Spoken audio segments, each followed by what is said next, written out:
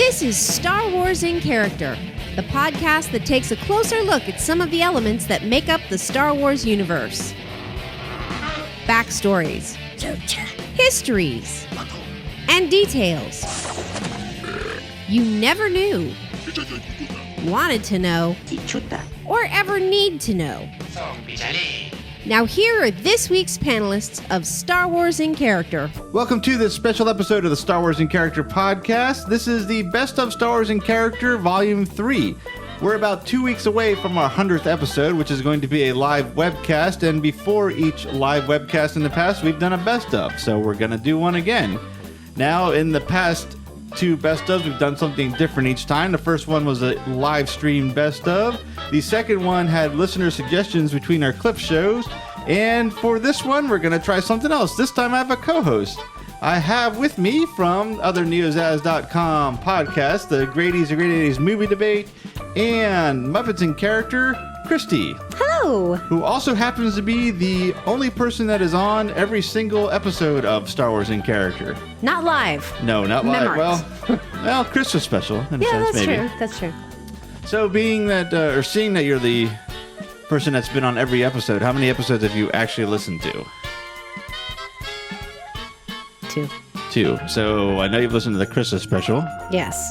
And Repeatedly. Okay. Well, then no, listening to that 99 times doesn't count as listening to all the episodes. Oh. The other episode that I've watched and listened to has been Will Hood. Okay. For obvious reasons that I probably don't need to get into. Yeah. All right. Well, you're going to join me for this best of, and you're going to take a listen to these clips with me. And we're going to see if we can make you a regular listener. If not, we'll at least get you caught up on about a six of the episodes here. Okay. All right, so we're going to pick up where we left off in Volume 2 and start with Episode 26. Now, I have this visual aid. Do you know who this character is? Cross-dressing Yoda. Sorta, kinda? Yeah. Yeah. Okay, well, the character's name is Yaddle. Okay. And it is a female version of the Yoda species. And, well, actually, on that note, we'll listen to this episode because we discuss a little bit about the design differences between Yoda and Yaddle, and I'm sure the difference in gender will come up. So from episode 26, here is a clip on Yaddle. What all those characters, I mean, like you said, there's this guy that looks like Davy Jones. Some of those characters look cool. Some of them are like, you don't know what's going on with them. And the reason why is because in any of those scenes, Yoda and Mace Windu don't let anyone else talk.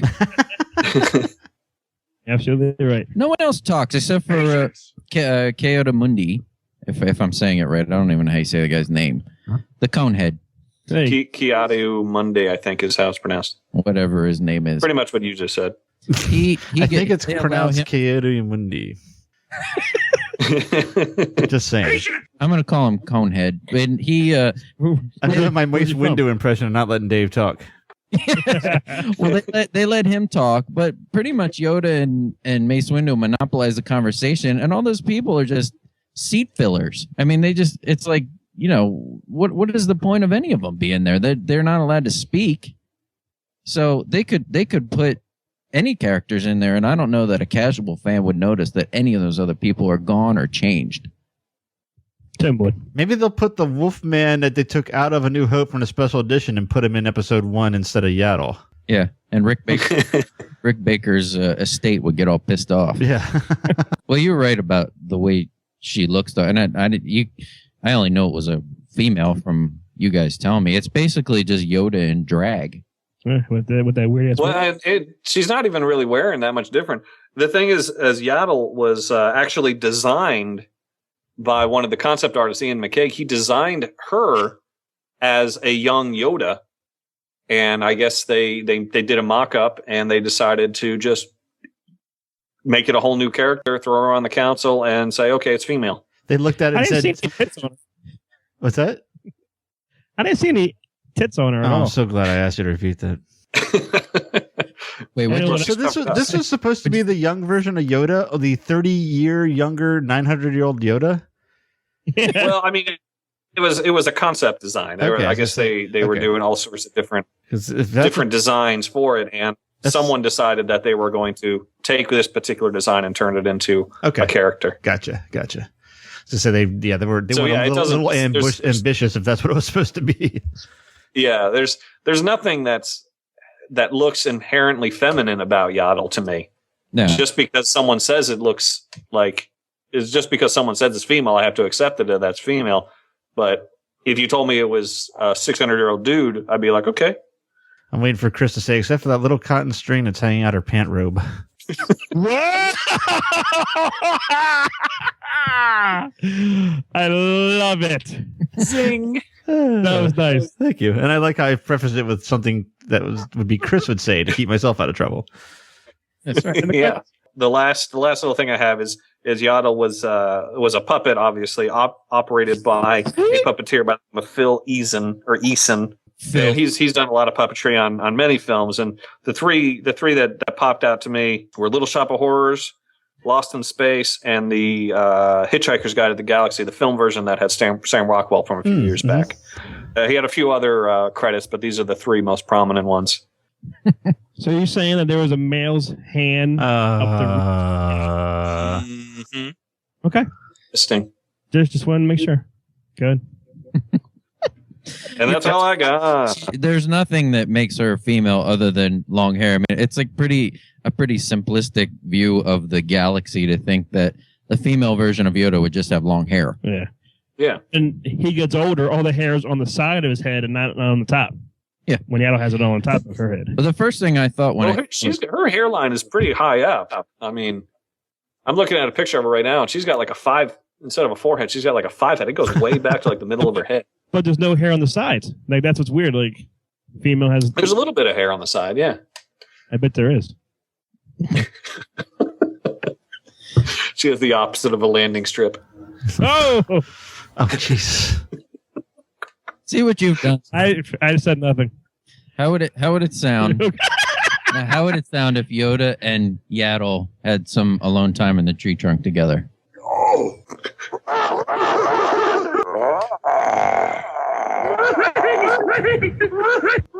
Now, which is which? Away put your weapon! I mean no harm! How was Yaddle? Okay.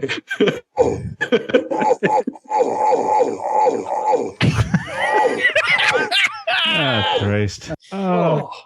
The first thing I thought when I saw her was I immediately started thinking of E.T. when Gertie dresses E.T. up in the drag. It's the first thing I thought of. And I just watched Gremlins with my son the other day, too. And there's a couple, I don't know what makes them female gremlins, but they have lipstick and wigs on. It looked exactly like Yaddle. Were there boobies? I think there was. Weren't they wearing bras? No, I'm being serious. There was a few gremlins that had on tops, bikini tops. There's the one that flashed Phoebe Cates. Mm-hmm. Mm-hmm. Oh, my.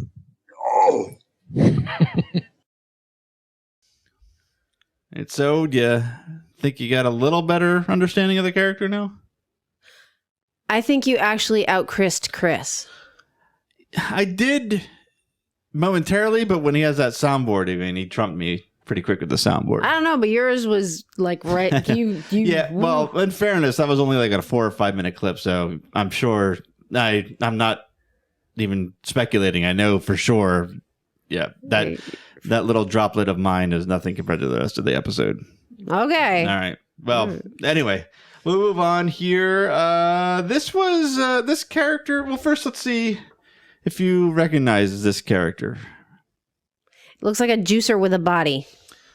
It's what the heck? His head was an engine part, but it was. You said juicer, and it made me think it was a beverage dispenser in A New Hope. But anyway, that's not the point. This point is They have a beverage dispenser as a character. Well, it was.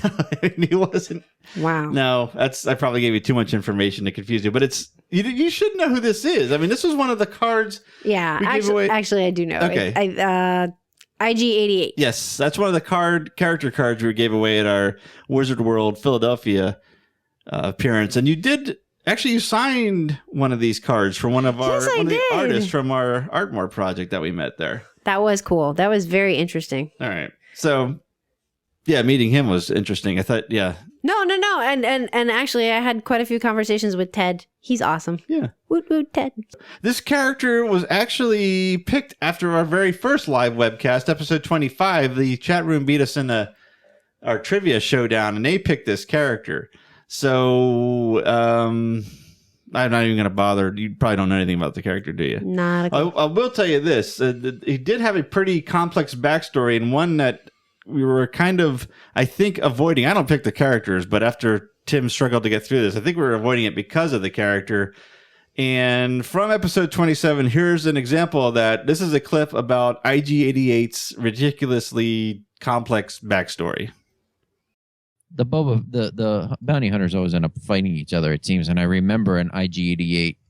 In fact, they came out with a series of figures that were the bounty hunters versus each other. And here's a weird thing is, and there's this story, IG-88B getting destroyed, but I could have swore he shows up in the novel Shadows of the Empire, and I don't know if it's one of the other three IG-88s. It's been a long time since I read Shadows of the Empire, and I remember that was the first modern release of an IG-88 figure was on a Shadows of the Empire card. It was him and Shizor came in the same package. And that was the first time we got to see a new IG-88 figure since 1980. that is what I'm thinking of. They did. It was like a Boba Fett versus IG-88 or something. Oh, that's what it was. Yeah, it was a Boba Fett and IG-88 in the same package. Yeah. They came in the package. They were even facing each other in the package. I could picture it in my head. Okay. And that was which IG-88? You know what? I don't remember. I have the book. I haven't read it probably since 1996. There was an IG-88 in at least the Shadows of the Empire game. I haven't read the book. I'm with you, Tim, in a long time. I don't know. I don't recall exactly how well the book and the game coincided story-wise, but there wasn't you did face off IG-88 in the game at one point. But I don't know which one. And I wish I hadn't brought it up because now I'm more confused. It's been, I know Chris has that game and we played hours and hours and hours on that game, but for the the Nintendo 64, but right. Yeah, I don't remember. I remember the Mountain Wampa. That's about it. Well, I'm glad. I mean, I'm glad the listeners picked this one because when they first picked it, some people were putting names up there and I was like happy to do whatever. But then when that started getting more votes, I was like, oh, cool. Yeah. So it is an interesting story. When I'm condensing it down, I am following a little bit better than I was when I was trying to read it, and especially when I read the short story, I was like, my God, I want to blow my brains out. And maybe that would have made a more entertaining show, but I'm not sure. But now that IG-88B is dead or gone, destroyed, there's the other three to contend with. One by one, they all get destroyed, but I believe it's IG-88D. I don't remember which one. See, he's really got it out to destroy the people of the universe, the organics, and he finds this computer core that he finds out is going to be destined to go to a new Death Star. This is the Death Star 2. So he decides to leave the shell of his body, upload his consciousness into this computer core that is going to be sent to the Death Star, the second Death Star. So he gets put in this computer core. The computer core gets entered into the second Death Star. So technically, the second Death Star is a really gigantic version of IG-88. It's the IG-88DS. Yes. The DS. But an IG-88, just to be a dick, he's not really doing anything. I mean, obviously, I understand why he wants to take over the Death Star because that would be his chance to go planet by planet and destroy everything once they get everything up and going. But to be a dick about things, the only way he exerts his dominance over the Emperor and people on the thing is by opening and closing doors. He doesn't do anything other than that. It's like that's awesome. A door opens and then someone tries to walk through and he shuts it real fast. That's all that he does. And there's a digital giggle. Hee hee hee. Yeah, he's like hee hee hee. Beady beady beady. So Tim, in a way, you could say that Lando and Wedge killed IG-88. Lando and Wedge put the final nail in the coffin of the IG-88 franchise. Thank God. I So love Lando, That's cool. and that's really what screamed out when he went, yeehaw! And they zip out, and then we had Nine Num next to him, just going nuts. Blub, blub, blub, blub, blub. That's all. So, I love that story, Tim. That's a cool story. You savaged. I was about to not upload this episode, but because of that, you saved it. That is cool. Ghost in the Machine. Now you know why fans played IG-88. That's right. See? yeah, I mean, the power of the many have chosen a good character for us to do. And I said before, not my favorite character. I generally choose the characters that we talk about for better or worse. And as I said, I probably would not have chosen this character until like the 150th episode. And it turns out that this turned out to be a good story and an entertaining story. So thank you, people. We'll definitely do this again so you can improve our podcast. So you can pick IG-88D Yes. next time, right? I'm waiting for Chris to say IG-88 double D. Oh shit! Rewind. So from just that little bit you heard, did you follow any of what that character was? It kind of sounds like he's the ghost in the machine kind of thing. He kind of is at the end, but it's very strange. I mean, he's for robots with one mind. I mean, I understand the hive concept, but it's really difficult to explain and talk about. Ooh, like the Daleks. I have no idea. Doctor Who. Yeah, I know what the Daleks are, but I have no idea what that reference. Dalek. Yeah, as far as the collective. Now, we mentioned briefly before the last clip the ArTmor project, and I did want to talk about it just a little bit in this segment of the show.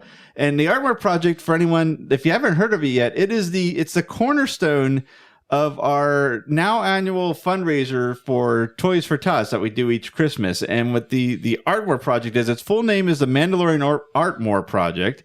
We have gotten 60 artists to customize, decorate, or somehow make artistic pieces out of the chest plates of the Mandalorian armor. It's inspired by the TK project, which did the Stormtrooper helmets, the Vader project, which did the Darth Vader helmets, and the I think it's the As You Wish project. It did the Boba Fett helmets, which was they had a display Celebration, at Celebration 6. So definitely inspired by that. Been lucky enough to get 60 very talented people.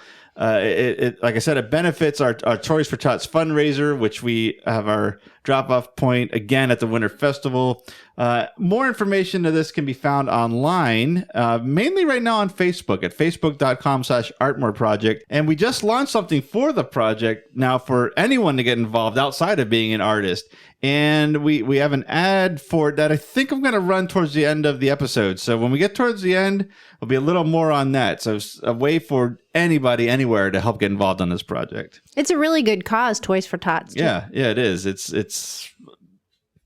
We try to keep it a Star Wars toys drive to fit in with the show, and plus the fact that all four of us on the show just always had Star Wars toys, and I think is really helped develop my imagination in a lot of ways. So I think, as weird as it sounds, I think they're kind of important toys to have. Those kind of toys, maybe not necessarily Star Wars, but toys that let you expand your imagination, I think is important for every kid to have part of their lives. I actually met somebody who was a beneficiary of some toys for Tots because when they were a kid, they were going through some rough times.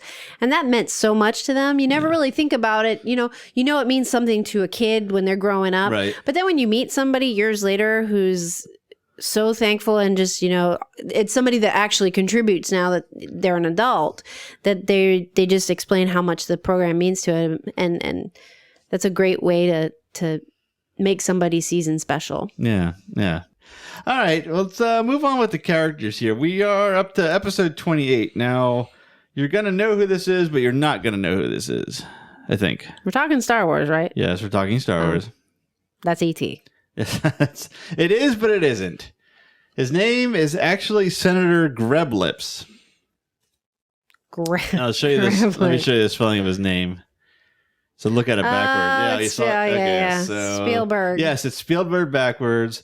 And in this episode, as I said, from episode 28, we discuss a bit about the George Lucas and Steven Spielberg connection. I love this crossover stuff, and I always, like Chris said, like the fact that I knew that these two guys that pretty much, I mean, I don't want to give them too much credit here, but kind of helped shape at least my childhood and probably all of ours to a certain extent. I always loved the idea that these guys were not only partners and collaborators, but they seemed to be best friends. friends kind of thing, yeah. And I always thought that was so awesome. I mean, who knows? They could have been hanging out together, double teaming Kate Capshaw. But wow, that actually creeps me out more than E.T. It just the fact that these two guys that I loved their films and their writing and the fact that they were in cahoots.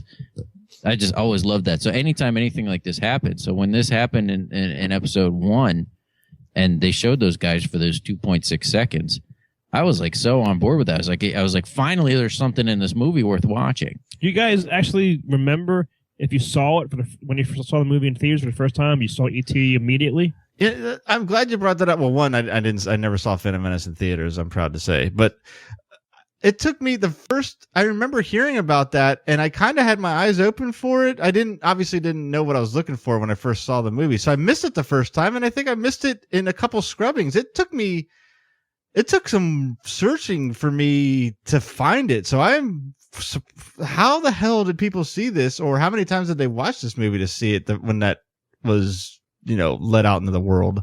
Like, I don't know if we knew this. Like, when this movie came out, did we all know that before we sat down in the theater?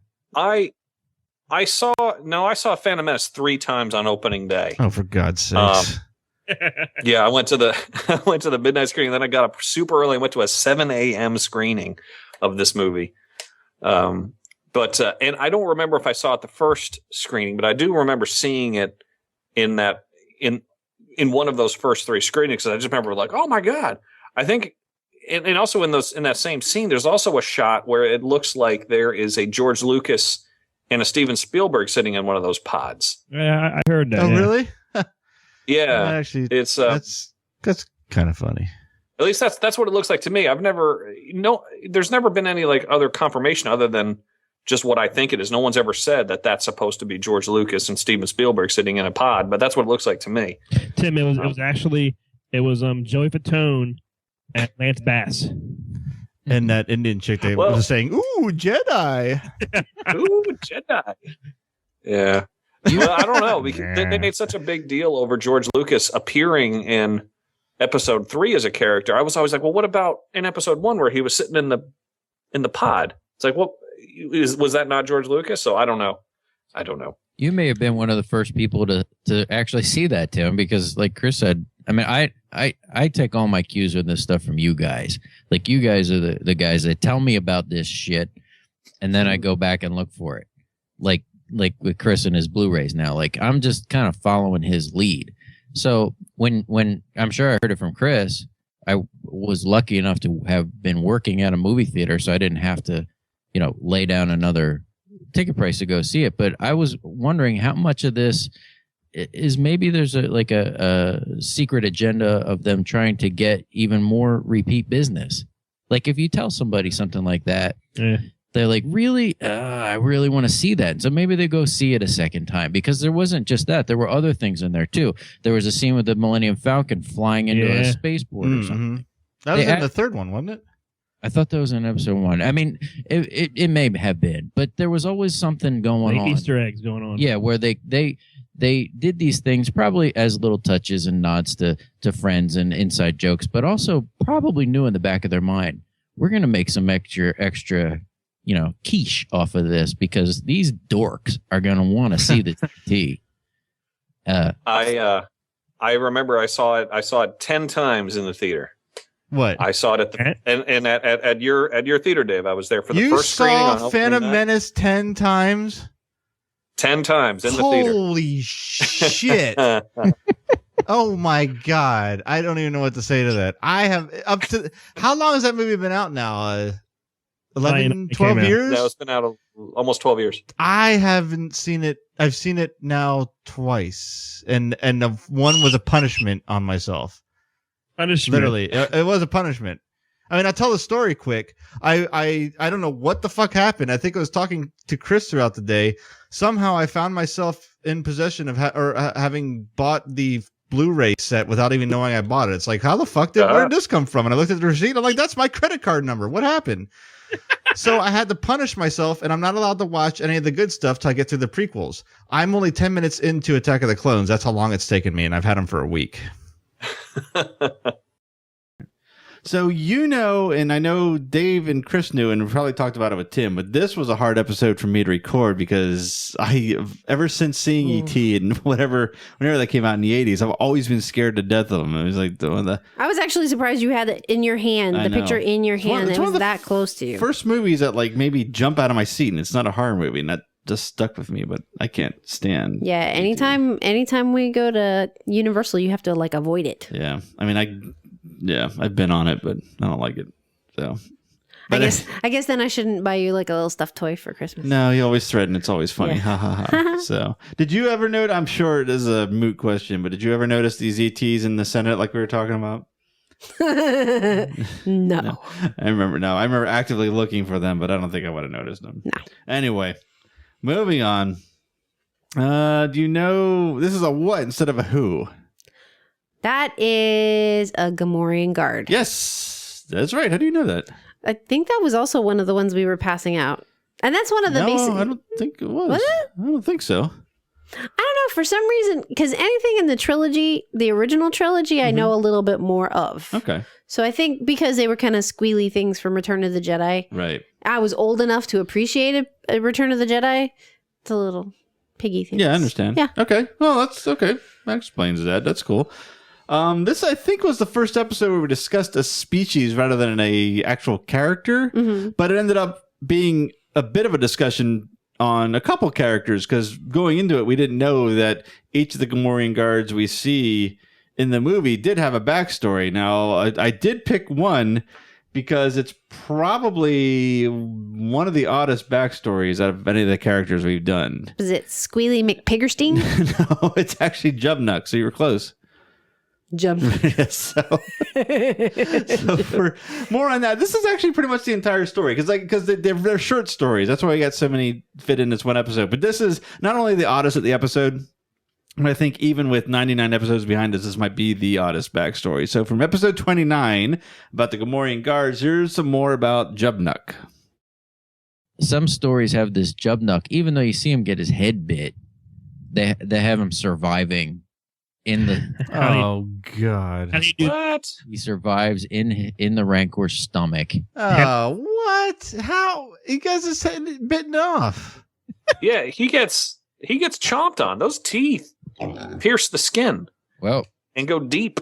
I'm in total agreement with you, but I read this online that some stories have this. If you look up Jubnuk, this one the one that we know the name and the one that goes down with the guard or with the Rancor, he survives that according to the backstory. And I don't know if he's pooped out or what, but for whatever reason, because of what's in the Rancor's stomach, he can survive it. headless? Oh, that is such crap.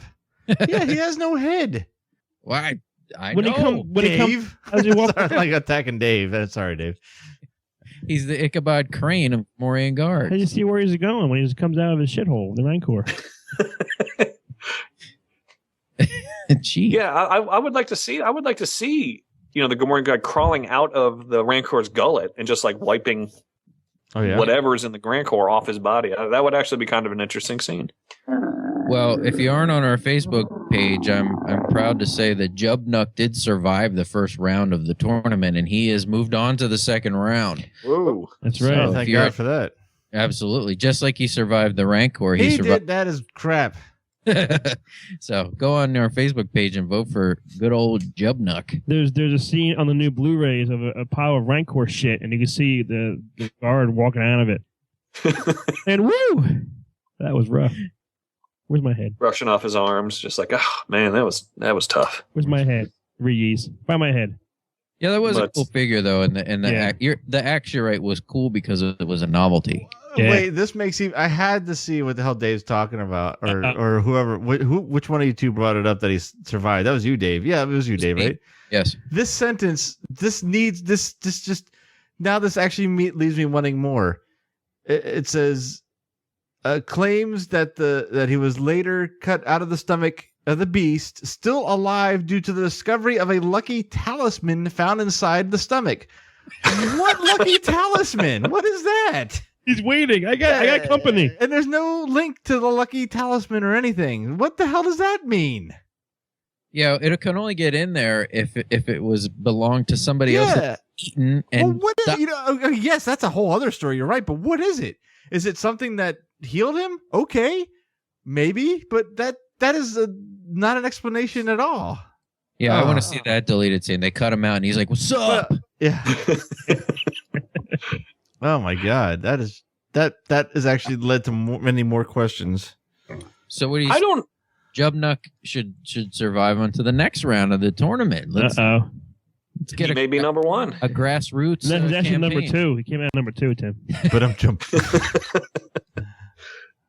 I don't understand how he even fell down the pit to begin with, because he's worked there for a while. He knows there's a hole there. Why is he standing so close to the hole? Well, is he just standing so close to be very convincing that there's nothing wrong? No, Luke, no, there's nothing going on here. Look how close I am standing to this. No, It's ridiculous. he actually. I mean, Jubnuck is slowly becoming one of my favorite characters. He is the Secret Service agent of this clan of knuckleheads who really what lack security is going on. I mean, Bush walks in, no guards, no nothing. I mean, she walks in with a 9-foot, grizzly bear, and these guys don't even know she's there. So the security is crap to begin with. But Luke goes in and he gets the gun out of one of these dirty guys' holster, and Jubnuck goes after him. He leaps on. He's ready to take a bullet for Jabba, falls down the pit, and they all just laugh at him. That ain't right. So that is pretty much, apart from the conception and birth, the story of Jubnuck. And we don't need to know that part. No, yeah, because the rest is pretty gross enough without that. But, Yeah. so,